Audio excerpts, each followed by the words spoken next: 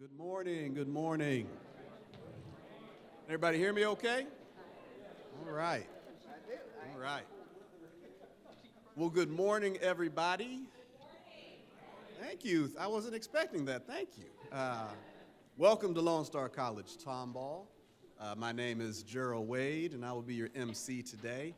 And we want to welcome you to our Grit Innovation Symposium 2025. Now, depending on how you look at this is either our 9th Grit Summit or our first Grit Innovation Symposium. Now, but in the past, we've held two events, and this year we merged them as one. I would like to say the Grit Summit is actually one of my favorite times of year. I've always enjoyed the opportunity to see our faculty, staff, students, and even people from the community come to campus and give us an opportunity to spend some time talking about the principles of growth, resiliency, instinct, and tenacity. And this year we will be adding the innovation piece to that. So we hope you enjoy it. We have a great lineup of speakers, panelists, and presenters. So we have a full, wonderful day planned out for you. Now, if I look down from time to time, do realize I was given a script today. And anybody that has been around me knows it might get a little crazy if I don't have proper guidance. So I appreciate the script from the Grit Innovation Symposium Committee. But no, at this point, we'll go ahead and kick our day off. And so we will bring up Dr. Leanne Nutt, who is the president of Lone Star College-Tomball. And before you get to, let's give her a big, well, come on up. I didn't mean to stop you. This is, normally the Grit Summit has been in October, in the fall. We're in February. This actually coincides with Dr. Nutt's 10 years as our president at Lone Star Tomball. So let's give her a round of applause for that. So without further ado, Dr. Leanne Nutt. Thank you. Give Dr. Wade, our VIPAD, a round of applause, and thank you for staying on script. And this also is one of my favorite days, and I am grateful to the students, the staff, who made today happen. You're wearing the blue shirt, so would y'all stand up and let's recognize you? I know several are in the hall, but truly, I did nothing. We just walked in and this fabulous theme, the fabulous decorations, y'all did all of it. Y'all did an amazing job. Y'all handled everything. The other group I want to recognize are our students who are helping. So our Timberwolf leaders, our trio students, if you're here, please stand and let us recognize you and your work. Thank you for helping out. And I know we have just students who are attending and participating today. So thank you for joining. We've got guests from the community, as Dr. Wade said. We've got colleagues from other campuses. We've got about 23.5 online now, so we're streaming that. Hello to the streaming audience. And if you're a presenter today, thank you for contributing so that we have an amazing opportunity to share concepts of grit. This is the 9th one, or the first symposium. And with no offense to our partner in this work, Dr. Paul Stoltz, who I doubt he's watching, but we stay in touch. He is the author of the book Grit, and his grit assessment, his grit gauge, we give to our students every semester. And his acronym for grit is growth, resilience, instinct, tenacity. But we're going to take some liberties with the acronym today and make our own. And let's call it growth, resilience, innovation, and technology. Isn't that just brilliant? I think that is so smart and perfect for our event today. No offense to Paul, and we're not wanting to violate any copyright or anything, but that's what we're going to use today. Now, I don't know about you, but as I look at the things on the table, the old tech on the table, and thanks to our theater department, just had this stuff around. Isn't that amazing? So thank you for providing it. I'm having a little bit of nostalgia. And it's like, oh, I had that tape recorder, right? And some of us were talking when the radio song played on the radio. You had to hit the button at the right time to create the playlist on the cassette. Did anybody else do that? Right? I mean, those were the days, right? So As a proud Gen X high school class of 1985 graduate, I'm dating myself, you can do the math. Yay, us Gen Xers are tough, right? We survived. Resilience was part of our generation. It just was. And so as we grow new generations and we develop our students, still facing adversity well is key to success in every walk of life. It is so important for us to demonstrate every day, still, in our roles that we play every day. Someone asked me, how you doing? I'm like, putting in a lot of resilience these days. It always will require us, if we want to achieve, if we want to stay relevant, if we want to make a difference, to demonstrate growth, resilience, instinct, tenacity, innovation, and the use of technology. So that's why we're here today. Again, thank you so much to the group who put this together, your commitment. My personal dream is that we have at least 10 of these, so at least one more to hit that 10-year mark. But enjoy the day. It's going to be a gritty day. It's going to be a great day. And thank you all for coming. And we're going to just kick it off and keep going. And so I'm not sure what the script is, so I turn it back over to you. All right, bring Dr. Wade back up. Thank you, guys.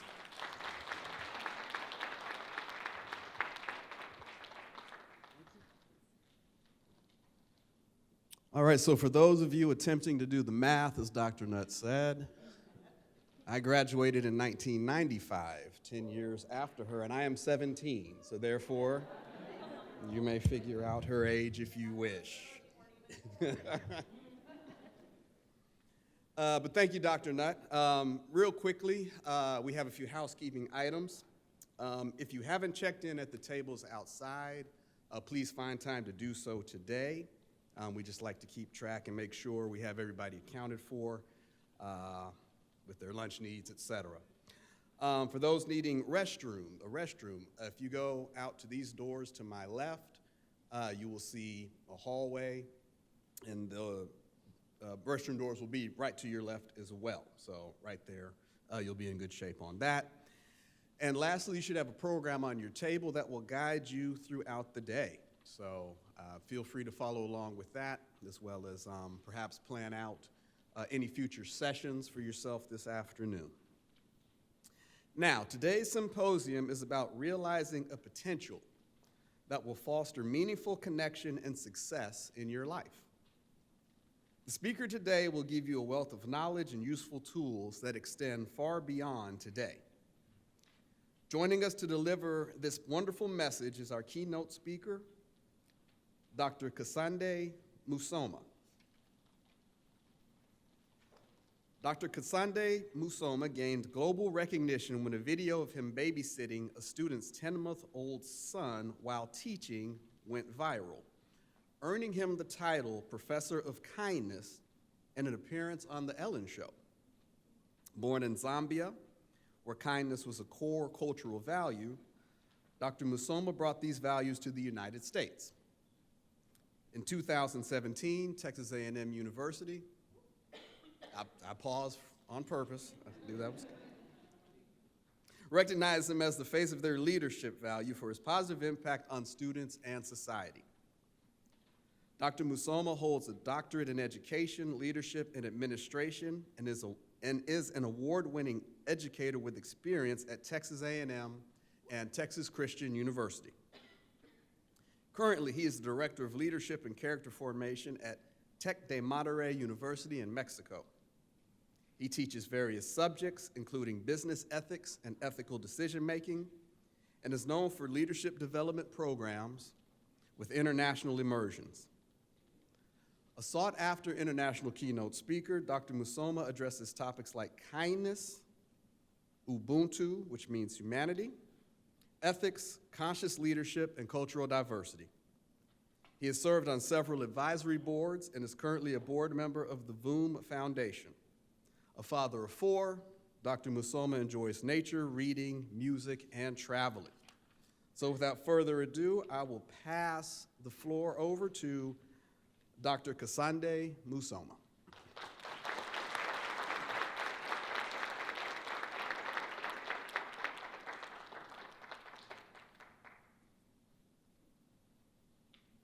Buenos dias.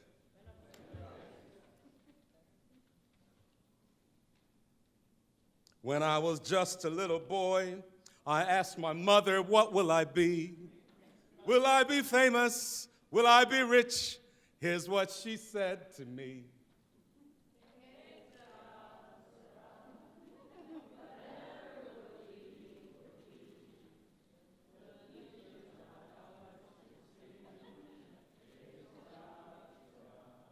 We need some grit in here.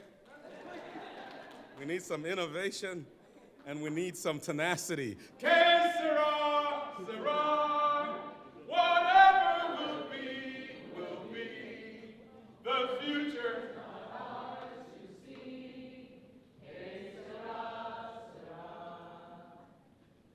Thank you so much for having me this morning. Let's talk about innovation. It's been a very interesting day. I have to share with you how I arrived at you this morning. And it's a form of an apology.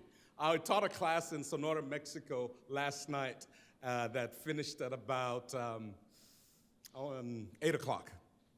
Then I was taken to the airport directly to catch a flight out of Sonora at 9 o'clock, and the flight left at 10 instead. Landed in Monterrey, Mexico at about midnight, was taken to my hotel, and then my hotel person said I had no booking. So I sat in the lobby for about 20 minutes, and he walked up to me and he said, "You actually have a booking." At that point, I was so not happy with him, and so I decided not to spend the night in that hotel. And I sat up in the airport and waited for my flight at 5 a.m.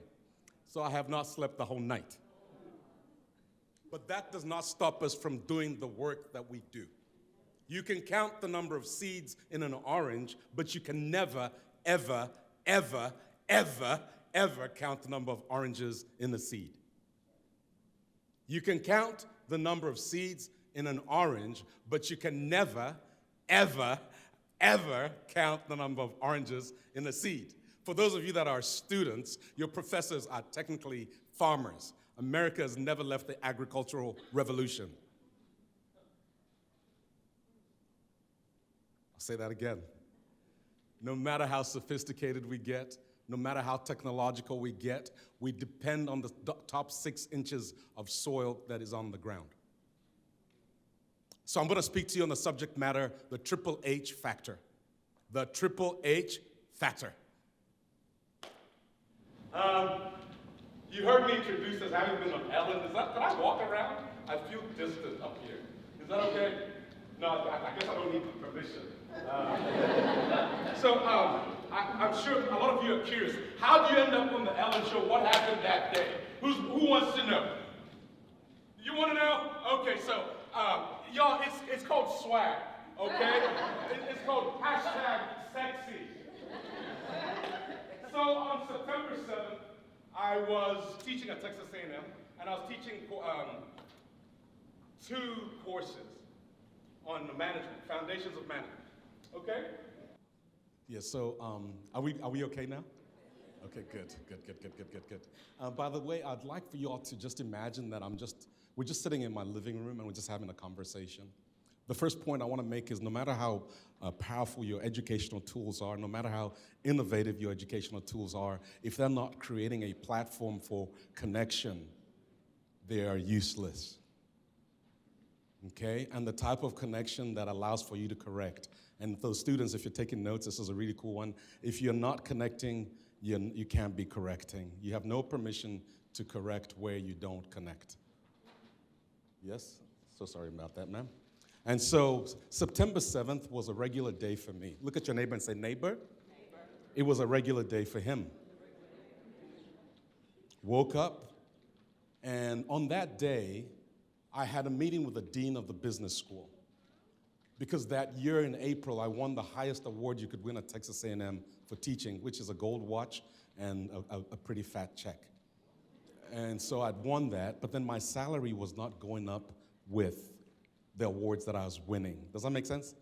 Anybody been in a place where you're looking for them to make it rain, but they're not making it rain for you? Yes, hallelujah. Thank you. So I said, Mr. Dean, Dr. Dean, I want you to make it rain. And yes, and the rain has to be green. And so the dean and I had this conversation, and his name is Dr. Eli Jones. And, big gentleman, deep voice. He looked at me and he goes, son, we're a state institution. I cannot give you a random pay raise. You know what I'm talking about? And he said, but do you mind if I pray? And I am a person of faith, but I was not looking for Jesus that morning.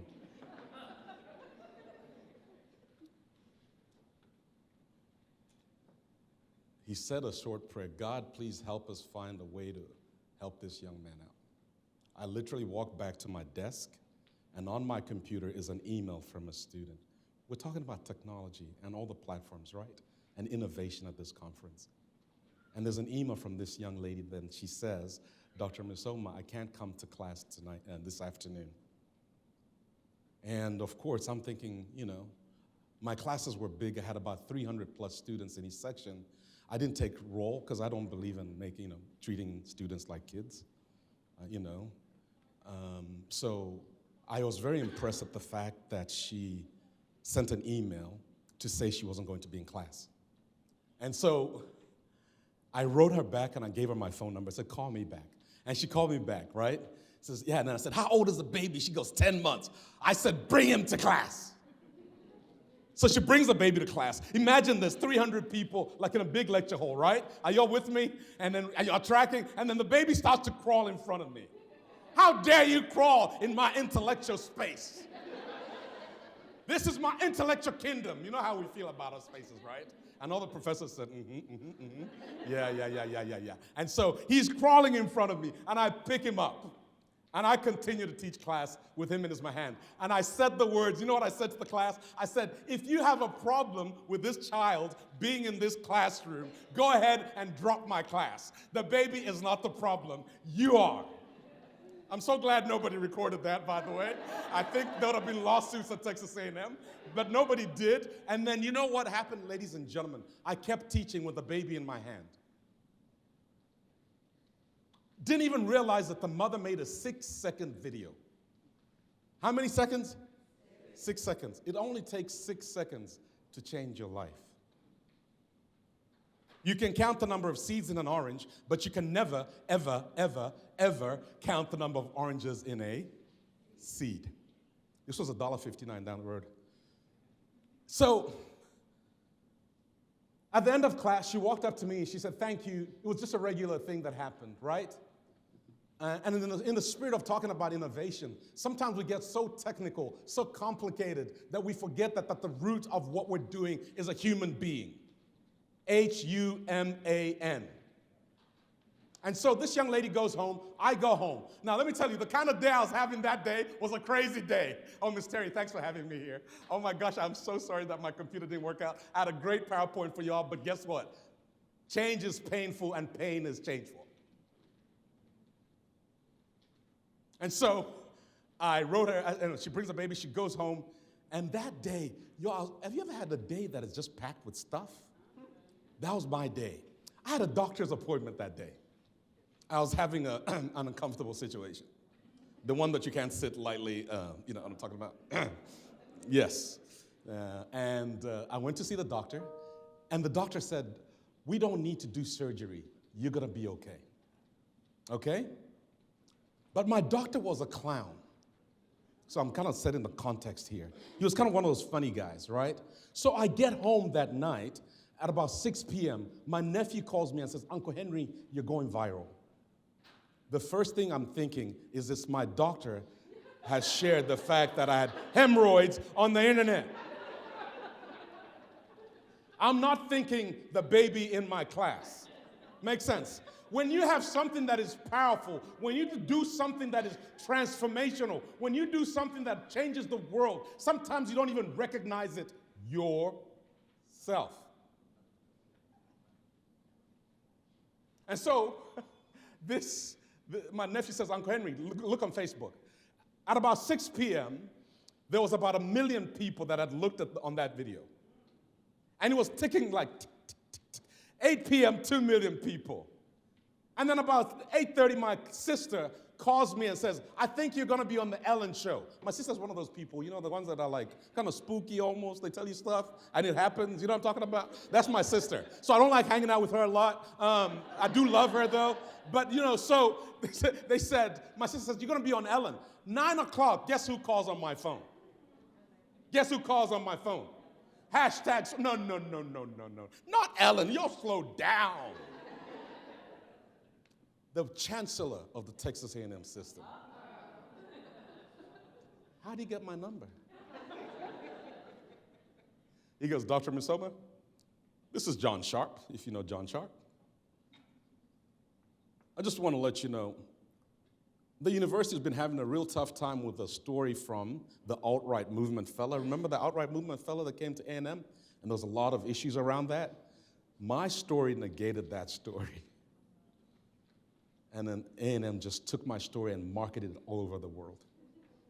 He said, thank you so much for the story that's gone viral on you. We'll see you soon.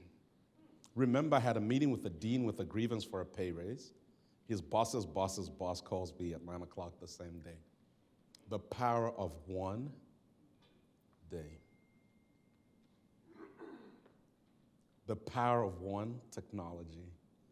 The power of one innovation. The power of one invested human being. The power of one person who practices what we call in Africa, Ubuntu. I am because you are, and you are because I am. By the way, the suit that I'm wearing today is dedicated to my father. I lost my dad about 2 years ago, and this was his suit. I had it adjusted, and it's the first time I've worn it since my dad died.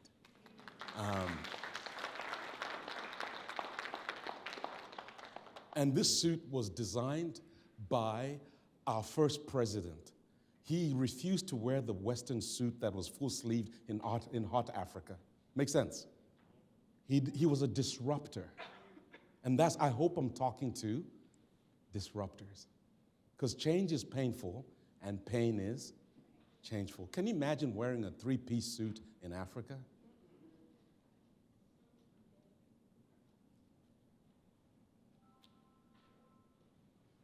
I had a professor who used to say when the phone rings in class, it better be Jesus. Those of you that are not laughing, you need a sense of humor.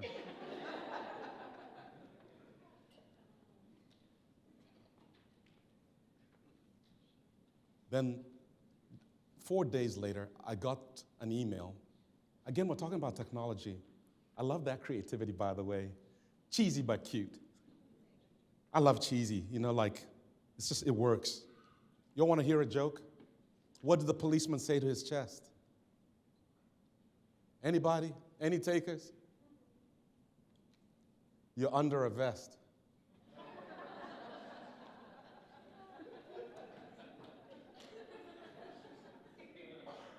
Thank you for laughing politely.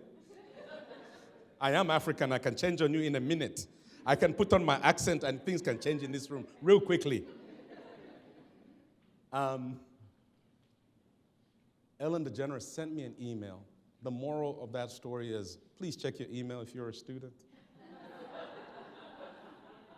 And the email was not fancy, Samia. It was not a fancy email. It was just a regular email. And it said, this is the Ellen DeGeneres show. Would love to talk to you. And I'm sitting there going, oh my gosh, the Ellen DeGeneres. I didn't even watch Ellen. That's what's cool about it. You know what I mean? Like, you know, I was like just random, you know, just like, okay. So I called them back, and then they said, okay, we'd like to fly you to LA this Friday. Your story is so good, we're moving someone out and putting you in. So that she flew me to LA. Then I was in LA.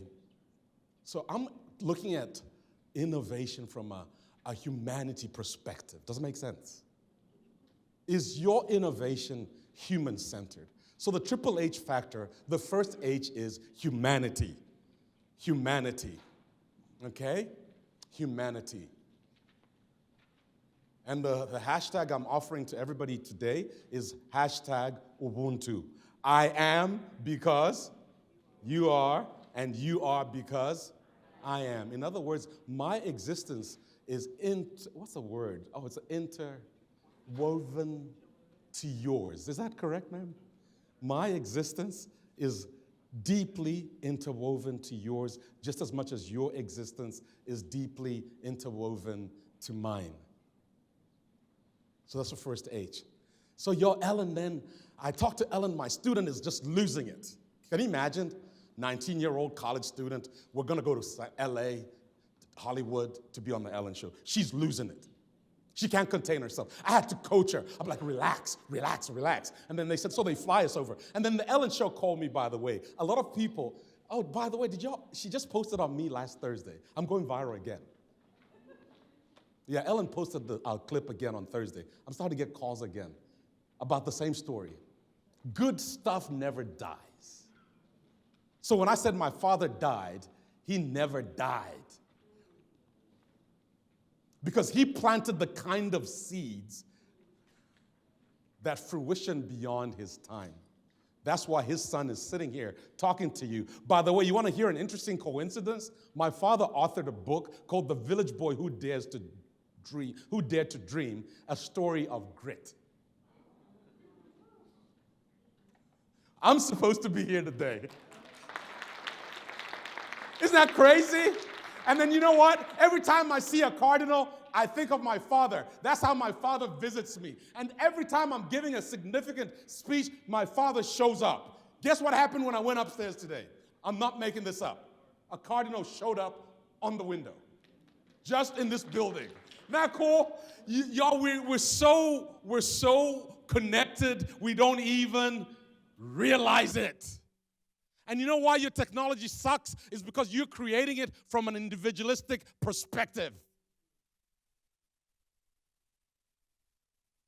You're fixing for one instead of fixing for many. Your technology lacks the insight of the multiple stories that it requires to address. Even your classroom space is so boring. You know why? Because you don't dare to connect.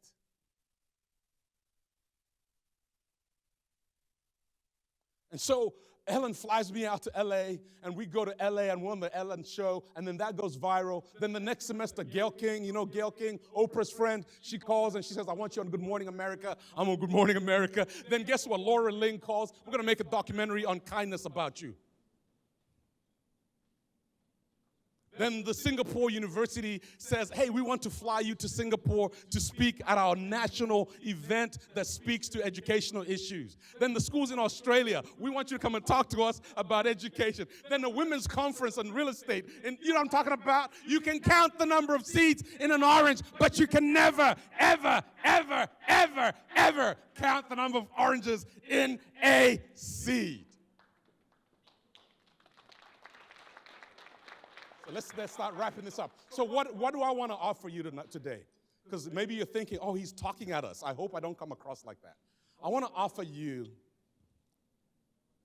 this small idea that we have fastly lost as a people across the world. The world today is suffering from what someone called an empathy gap.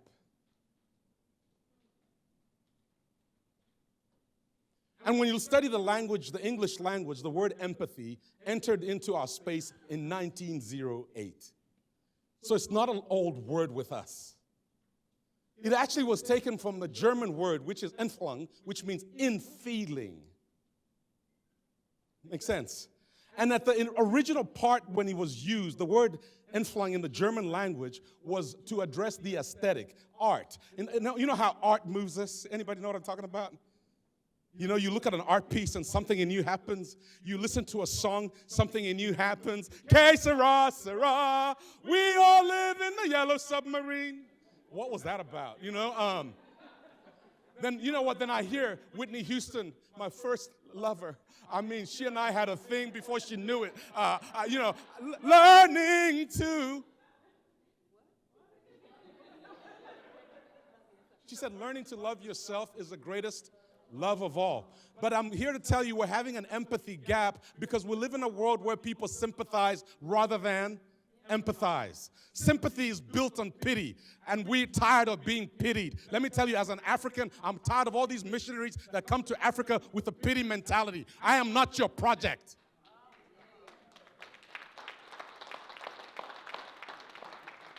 And they come in the name of the church, and it's like, no, you're treating me like a project. You suck. And you guys are laughing. That's how you design your innovation. You treat your people that you're supposed to be helping like projects. Your design is based off of sympathy rather than empathy. Empathy demands that you seek out the humanity of the person you're trying to help. This is why some of you, your children don't even like you. If your children could be honest with you, they could look you straight in the face and said, the only reason I tolerate you is because you pay the bills.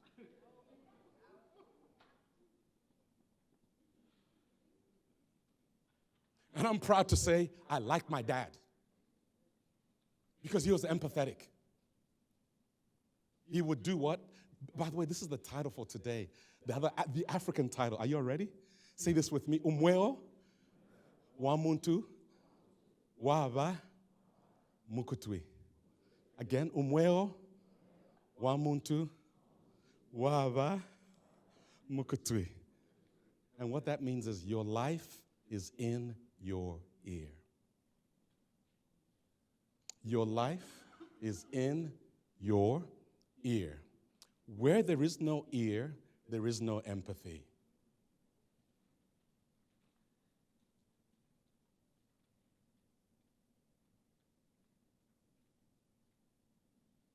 Simon Sinek has a good talk on empathy. For those of you that are curious, Simon Sinek has a good talk on that. Please look that out. And then there's also a gentleman by the name of Don Cowley, and then he's giving 7 steps regarding empathy. Can I read them out to you if you don't mind? How are we doing on time?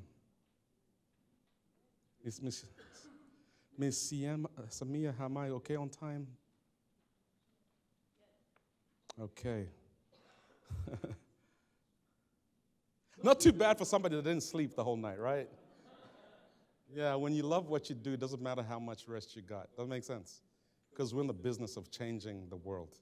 And we change the world one person at a time.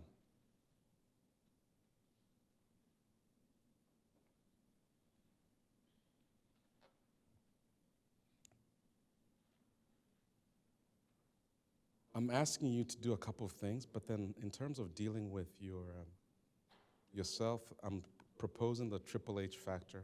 The first H is humility. Guess what the second H is if you're tracking with me? What do you think the second H is? Somebody help me. Humor. Who said it? Thank you. Humor. Humor. I'm on a mission to make America laugh again. I moved to the United States 29 years ago to a very happy country. Now I live in the most angry country on the planet.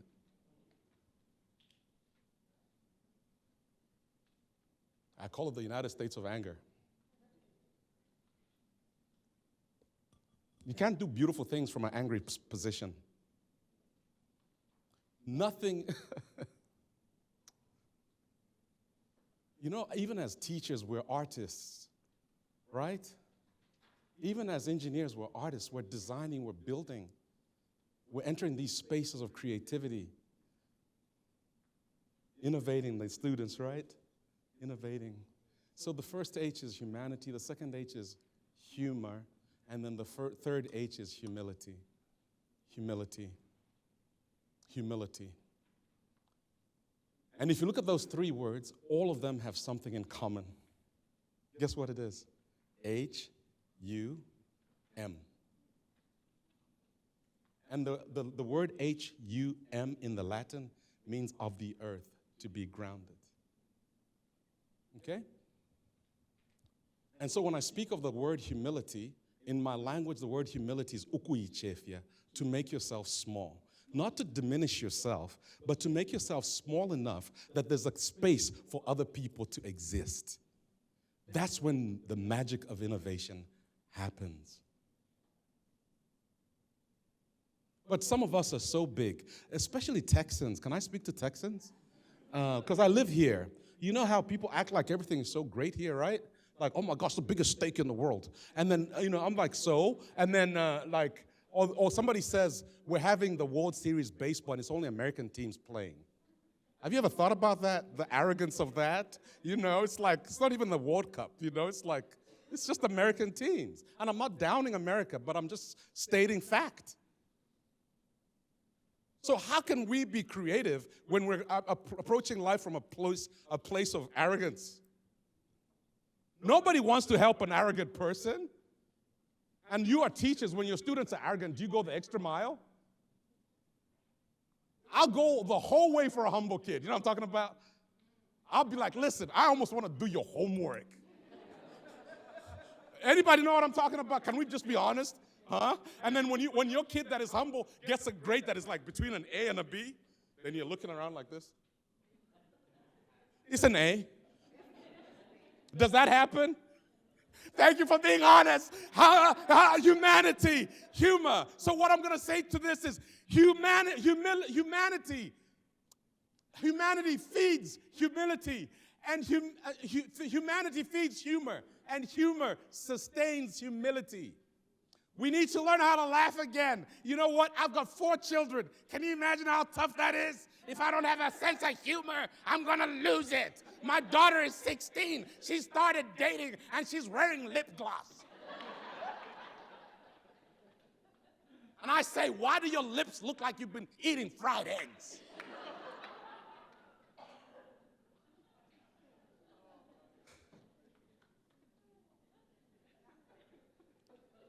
Humor. My son and I are deeply bonded. We're deeply connected because I venture to work with him from a space of humor.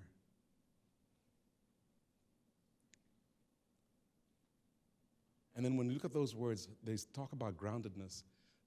When you and I die, most of us, when we're put in the earth, what do they say? Dust to dust. But I think between living and dying, we forget that we're just mere dust.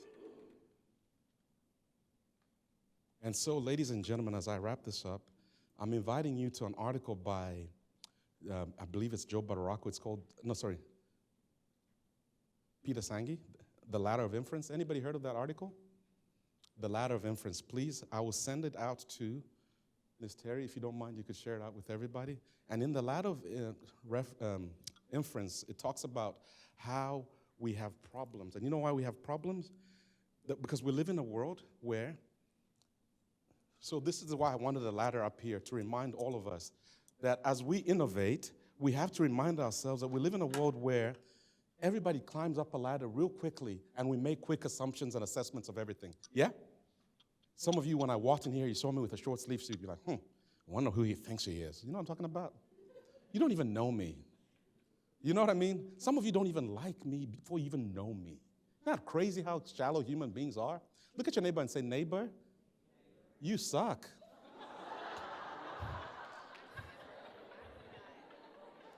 Okay, so as we finish up, it says, we live in a world where we believe that our beliefs are the truth. That makes sense? I'm right, you're wrong. We live in a world where we believe the truth is that 10? Thank you. Where we believe the truth is obvious. We live in a world where we believe that our beliefs are based on true data, especially intellectual people. Of course, I did my research. I interviewed 500 people, and I know how the people in Houston behave. You know what I'm talking about? I went to Africa, and I interviewed 100,000 Africans. I was working at A&M, and there was a project doing with Africa, and I had a gentleman tell me, I know more about your country because I've done research. You can't tell me anything. The arrogance, I'm looking at them, dude, like, whoa. My ancestors are there. Does that count for something? You know what I'm talking about? How can you innovate effectively when you think like that? By the way, there's another book that you all could read. It's called Reverse Innovation by Dr. Govindarajan. He's out of Dartmouth College. Anybody heard of him? Dr. Govindarajan is a great book. He talks about how an American CEO was told that, of Kellogg's, was told to invest in researching for Hardy cereal. Those of us that are from former English colonies, sometimes when we eat cereal, we eat it with hot milk. So my cereal is always with hot milk. But if it gets soggy, I stop eating it. So the CEO of Kellogg's was told, you need to invest research dollars into making cereal hardy so that it doesn't crumble. Does that make sense? For people like me. Guess what he said? We'll wait for them to get civilized like us. He lost the Indian market and the African market. That's where the money is. There's only 320 million Americans, by the way. We forget. So, how are we going to be different in how we do business? We're going to have to do three things. We're going to have to start becoming more aware of our own thinking and reasoning. It's called reflection, right? We're going to have to work on making your thinking and reasoning more visible to others. It's called advocacy. Be an advocate for yourself. Then the third piece is that we're going to have to inquire into others' thinking and reasoning. Ask, why do people think the way they think? And when we don't do that, we climb that ladder and we act like what we believe is the only way to see the world. When you're in Mexico, which I work, they believe they're the greatest country in the world. When you talk to people in Mexico, you should see that Independence Day. It's lit. The president stands on a balcony and he brings this bell thing, you know what I'm talking about? You almost think he's going to fall off. But the patriotism is just as high as it is here. But some of the problems that we might have as people, and that's what creates the empathy gap, is what in my language we say, which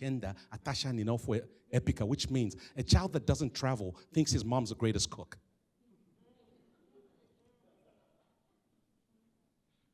Okay? And so, in wrapping up the Triple H factor, I want to say a big apology to the young people that are in this room, because everybody's trying to label you and as generation this, right? And guess what you all want to just say?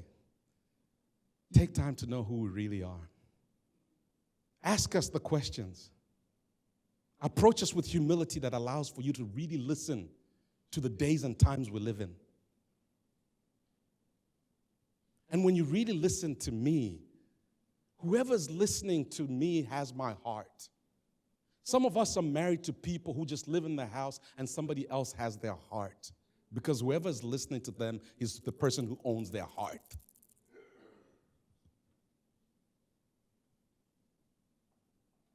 So humanity, humor, humility is what I hope we as the people at this conference center this thing around. So we could have this beautiful dialogue that is humble, that has a little bit of humor. Aren't you tired of people that are boring? You know what I'm talking about? Huh? I did this research and there's like 500 pages of it. I don't want to talk about it. It's like, okay. You know what I'm talking about, ladies and gentlemen? Anyway, can we do like a few questions? Do I have time for a few questions? Thank you. Is that okay? Just questions. Anybody?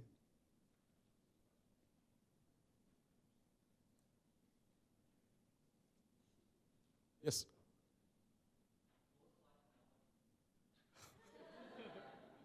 After all those things, you're going to ask me about being on Ellen? Seriously, what does he do here?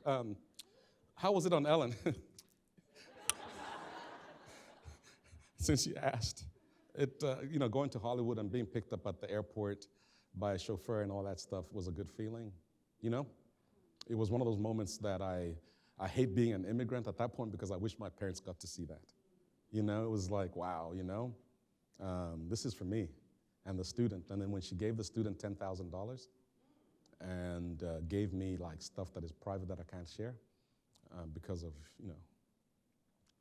contracts, it was heartwarming.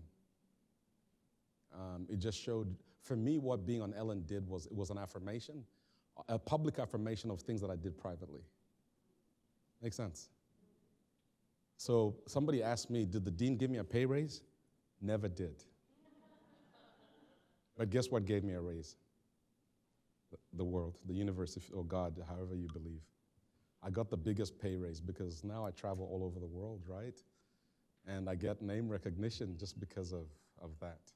A couple of weeks ago, I was speaking at Houston Methodist Hospital, and to doctors, like fancy doctors, like the top doctors, it's like, it's me.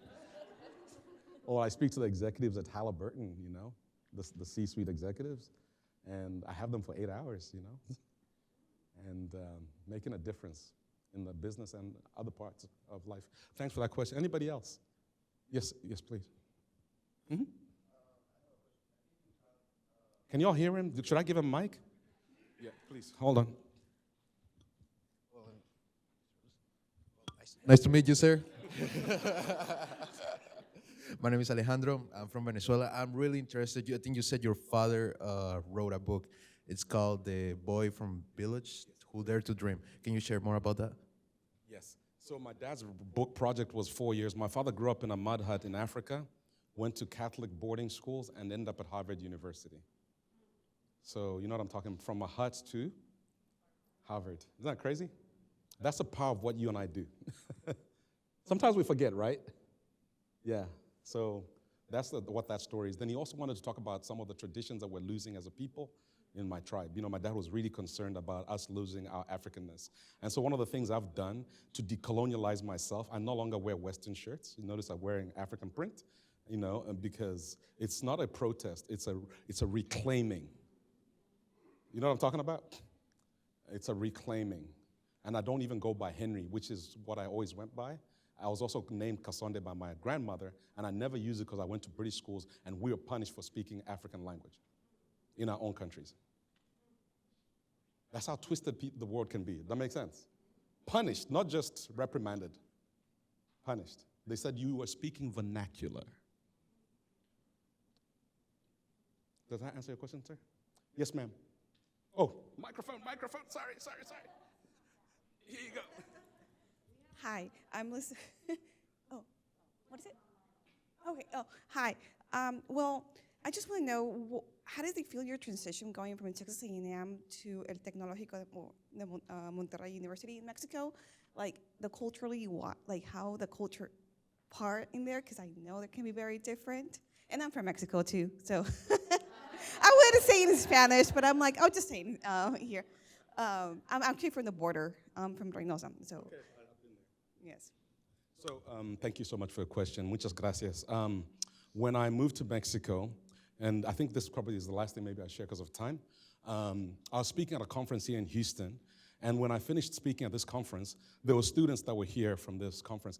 By the way, do y'all send these students to COSGA? It's Council of Student Government Associations. It's students from all over the world come there, and I was one of the speakers there, and those students that came from Mexico to that conference. And y'all, they waited for me because there was huge lines, people trying to take selfies. I'd just been on Ellen and everything, So I was hot on the market, and everybody wanted a selfie. You know what I'm talking about? And so they waited for me, and they walked up to me and said, Dr. Musoma, we want you to come to Mexico. But I lived in Texas so long that I had a single story of Mexico. You know what I'm talking about? And that's the danger of most of us. We have single stories of each other. Make sense? My story of Mexico was people trying to come in here and fleece our system. Make sense? So when these students told me, do you want to come to Mexico? In my mind, I didn't say it with my mouth. I thought, hell no. I live in America. You know what I'm talking about? So do you know what I did? They sent me an email and asked me how much I charge for speaking.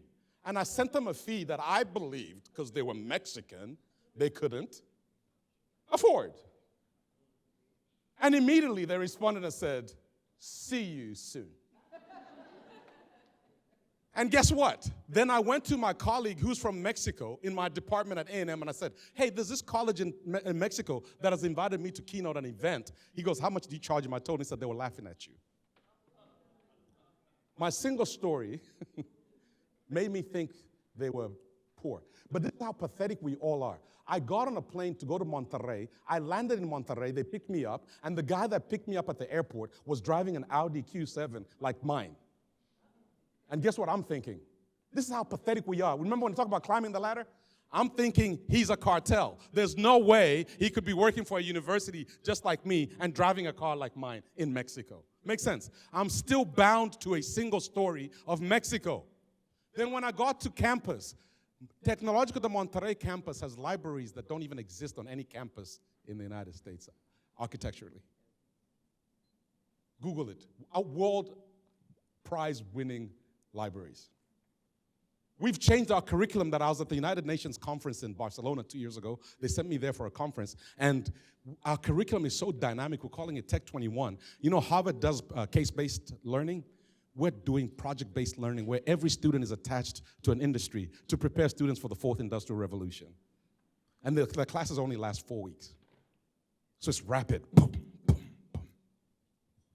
Flipping stuff around. But if all you have is the single story of Mexico, you won't even have the humility or the capacity to embrace that. So when I got there, and I lived in a beautiful home, there was H-E-B across my house, there was everything around me, I was like, you know what my conclusion was after that? Some people are so poor, all they have is money.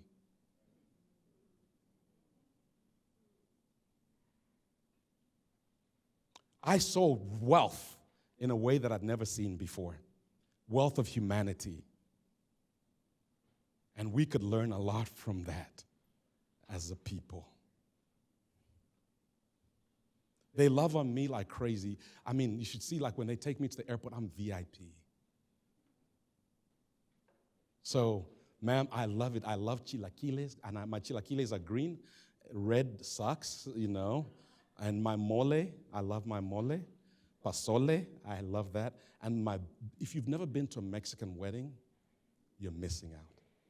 I almost want to marry in Mexico because it's beautiful. Ladies and gentlemen, thank you so much for a wonderful time today.